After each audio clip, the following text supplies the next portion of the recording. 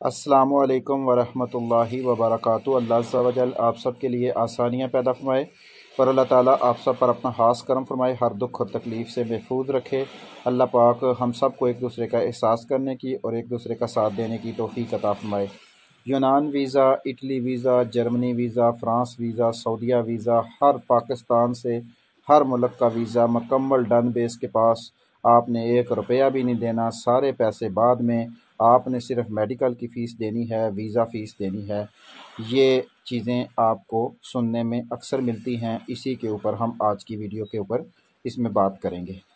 कोशिश किया करें कि एक दूसरे का साथ दिया करें, और जब किसी के पास कोई ऐसी खबर आती है जो कि झूठ और फ्रॉड के ऊपर मबनी है और जिससे दूसरों को बचाया जा सकता है, या किसी के पास कोई ऐसी खबर आती है जिससे दूसरों का फ़ायदा हो सकता है, तो ज़रूर रब्ता किया करें, ताकि किसी न किसी बंदे को आगाह करके उसको या अच्छी खबर दी जाए या बुरी खबर से देकर उसको बुराई से बचाया जा सके।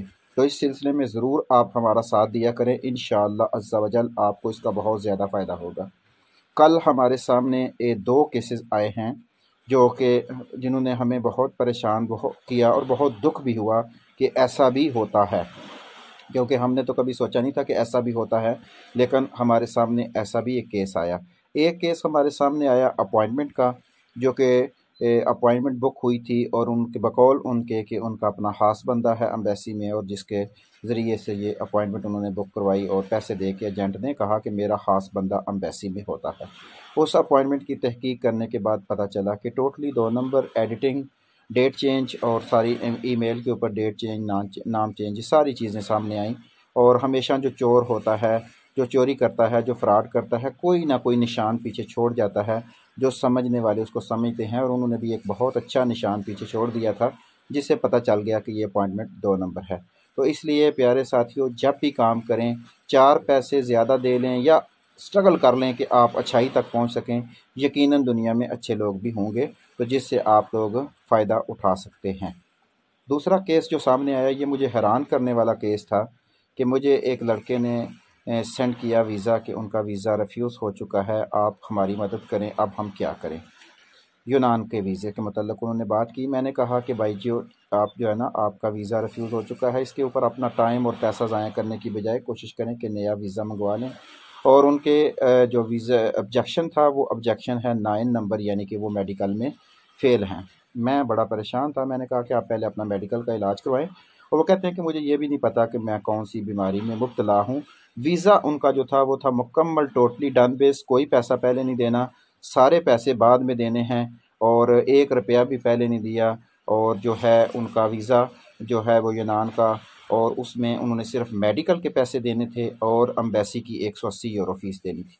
आहिस्ता आहिस्ता उनसे बात की, मुझे बदबू आने लगी जब मैसे ही मैंने उनका फ़ार्म देखा, रिजेक्शन का फ़ार्म जो उसके ऊपर 9 नंबर जो लगा हुआ था, जो जिसमें वीज़ा रिजेक्ट करते हैं, और वो जो फ़ार्म देते हैं आगे से रिफ्यूज़ल लेटर जो होता है, उसको मैंने जैसे ही देखा तो मुझे उससे बदबू आनी शुरू हो गई कि ये काम 2 नंबर है। उसको मैंने जब पढ़ा और उसके ऊपर मैंने देखा कि उसके ऊपर उन्होंने अच्छे तरीके से, बेहतरीन तरीके से एडिटिंग की हुई थी और मोर भी 2 नंबर लगवाई हुई थी, और बहुत सी चीज़ें जो मैंने नोट की, तो मैंने ये महसूस किया कि ये मुझे ठीक नहीं लग रहा। फिर मैंने उनसे मज़ीद बात कही कि आपने कैसे एजेंट से आपका रब्ता हुआ और क्या तरीक़ेकार था। तो उन्होंने मुझे बताया कि भाई, हमने एजेंट से डन बेस के ऊपर हमारी बात है, हमने सिर्फ एम्बेसी की फ़ीस देनी थी और हमने जो है डॉक्टरी की फ़ीस देनी थी। हमारा कोई मेडिकल नहीं होना था, कोई हमारी नहीं होना था इंटरव्यू, और हमने एम्बेसी भी नहीं जाना था। एजेंट ने कहा था कि बार बार आपका वीज़ा लगवा के, क्योंकि मेरे अंदर बंदे हैं, सारी एम्बेसी मेरी अपनी है। क्योंकि मुझे तो ये हैरानगी आती है कि एम्बेसी में टोटली 5 से 6 बंदे काम करते होते हैं, और हर पाकिस्तानी ये कहता है कि एम्बेसी वाले सारे बंदे मेरे अपने हैं। ज़ाती अंदर बंदा मेरा लगा हुआ है, एम्बेसडर मेरा दोस्त है, कल उसके साथ खाना खा रहा था। एम्बेसी के अंदर जो लड़की लगी हुई है वो हमारी खाला की बेटी है। एम्बेसी के अंदर जो चौकीदार है वो मेरा मामू है। हर बंदे के ही वो रिश्तेदार हैं और हर जेंट के वो रिश्तेदार हैं। यहाँ से थोड़ा सा सोचें और समझें और इस बात के ऊपर गौर व फिक्र करें कि आप लोग कहते हैं ना, और फिर वो भाई मानने के लिए तैयार भी नहीं थे कि उनके साथ फ्रॉड हो गया है। हालांकि फ्रॉड साफ नज़र आ रहा था, तो हमें उनके मानने से कोई गर्ज नहीं है। हमारा काम है आपको आगाह कर दें, आपको पता चल जाए। आगे आप माने या ना माने, इससे हमें क्या फ़र्क पड़ेगा। अगर फ्रॉड हुआ है और आप नहीं मान रहे, तो हमारा इसमें क्या कसूर है। हमारा तो काम है हक़ और सच को आगे बताना, आगे किसी को पसंद आए या ना आए। बेशक इसके मसले में हमें एजेंट गालियाँ भी निकालते हैं, जितने भी लोग ये काम करते हैं उनको हम बुरे लगते हैं, क्योंकि सच्चाई सुनने की हिम्मत सब में होती नहीं है। अब जब उनकी तहकीक की गई तो उनका वीज़ा, उन्होंने कहा जी हमारे टोटल ओरिजिनल तरीके से पेपर आए हैं और हमारा वर्क परमिट आया यूनान से। अब देखें ना, यूनान उन्होंने कैसी प्लानिंग के तहत, और ये लोग बहुत ही प्लानिंग के तहत काम करते हैं। आप खुद सोचें कि 10 बंदों को उन्होंने डन बेस पे बुक कर लिया कि हमारा आपके ऊपर जो है ना, हम एक तो वो डन बेस वाली जो पेमेंट होती है उसको भी यूज़ करते हैं, और बाज़ एजेंट क्या है वो कहते हैं कि खैर हम पेमेंट बाद में ले लेंगे जिनने फ्रॉड करना, तो बात होते हैं कि वो आपकी पेमेंट भी यूज़ करते रहते हैं कि थोड़े से पैसे आपसे ले लिए और वो यूज़ भी करते रहे, उससे भी वो बेनिफिट उठा लेते हैं। कोई मकान ख़रीद लिया, कोई जायदाद बना ली, कोई कारोबार शुरू कर लिया आपके पैसों से, इस तरह भी वो करते हैं। खैर उन्होंने क्या मुझे बताया, फिर उन्होंने बताया कि हमने 180 यूरो दिए हैं और चिताई लैब से हमारा मेडिकल हुआ है। जैसे ही उन्होंने चिताई लैब का मेडिकल का कहा तो यकीनन उनको मेडिकल की पर्ची 2 नंबर ही दी होगी एजेंट ने, वो खुद ही एडिटेड कर लेते हैं ना नाम। तो जनाब वो मेडिकल के पैसे और 180 यूरो एजेंट खा गया खूब तरीके से, उन्हें बेहतरीन तरीके से उसने खा लिया और उसने कहा कि आपका वीज़ा रिफ्यूज़ हो गया। और इनको उन्होंने जेली रिफ्यूज़ल पेपर बना के मेडिकल का नंबर ऊपर लगा कर वो दे दिया। आप खुद सोचें, जब एक इसमें कितने पॉइंट गलत हैं। एक बंदा मेडिकल लैब उसमें ना गया जिसमें एम्बेसी की रिक्वायर है, एक बंदा एम्बेसी इंटरव्यू देने के लिए गया ही नहीं है, तो उसका वीज़ा कैसे रिजेक्ट हो गया जब उसने एम्बेसी में फ़ीस पे ही नहीं की। तो ये एजेंट 180 यूरो भी खा गया और एजेंट जो है जनाब उसकी मेडिकल की फ़ीस भी खा गया, और एजेंट ने कोई चीज़ किए बगैर डन बेस पे उनके हाथ में रिफ्यूज़ल पकड़ा दिया। एजेंट को बचा 180 यूरो और 30-35 हज़ार उसका मेडिकल का भी बच गया। एजेंट तो कर रहा है मौज, 10-15 बंदों के साथ अगर महीने में वो इसी तरह चलेगा तो उसकी बेहतरीन तरीके से 5-6 लाख सैलरी निकलती रहेगी और आप लोग डन बेस पे बुक होते रहेंगे।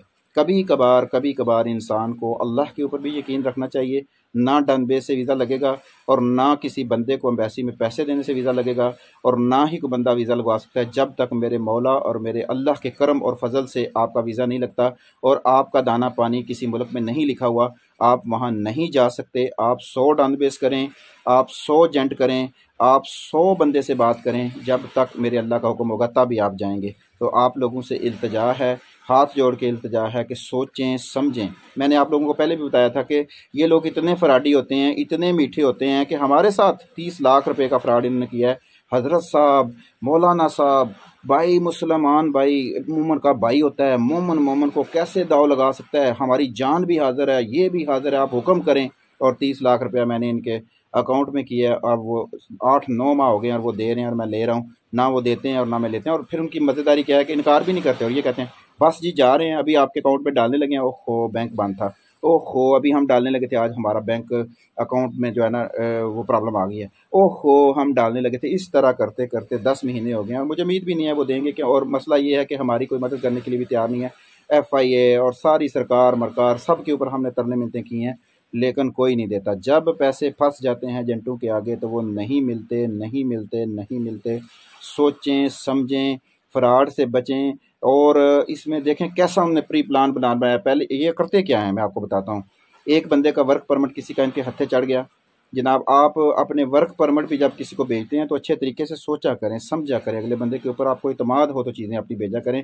बड़े बंदे इसमें भी फ्रॉड करते हैं। अब तो एम्बेसी में क्योंकि अपॉइंटमेंट लेने के लिए भी वर्क परमिट का नंबर ऊपर ज़रूरी है, तो ये एक दूसरे का तीसरे का डाल दिया, हो सकता है आपका किसी और ने डाल दिया हो तो आपके लिए ये भी मसला बन सकता है। तो ये क्या करते हैं जनाब कि एक अपॉइंटमेंट वर्क परमिट लिया, उसके ऊपर जनाब इन्होंने वो नाम मटाया, सारी डिटेल बताई, आपका लिखा, दूसरे का भी लिखा, वो कंप्यूटर में एडिटिंग सिस्टम में ले जाते हैं और सब के आपके 10 के 10 बंदों के वर्क परमिट तैयार कर दिया। आप खुश हैं जी, माशाल्लाह जी हमारे एजेंट ने बहुत जल्दी वर्क परमिट निकाल दिया है, बहुत ही अच्छा काम करता है, इसका अंदर हाथ है, इसका पता नहीं कितना लंबा हाथ है जो सबके अंदर है।